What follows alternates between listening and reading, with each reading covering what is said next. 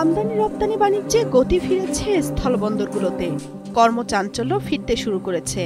গত কয়েকদিন জাতীয় রাজস্ব বোর্ডের কর্মকর্তা কর্মচারীদের কমপ্লিট শাটডাউনের কারণে বন্দরগুলোর কার্যক্রম স্থবির হয়ে পড়ে। তবে ৩০ জুন সকাল থেকে শাটডাউন প্রত্যাহার করায় বন্দর দিয়ে পুনরায় বাণিজ্যিক কার্যক্রম শুরু হয়েছে।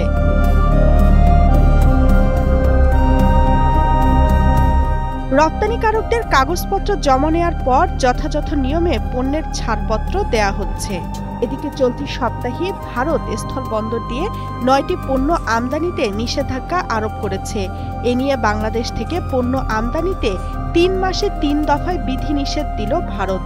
ফলে দেশটিতে বাংলাদেশের পণ্য রপ্তানি নিয়ে আশঙ্কা তৈরি হয়েছে।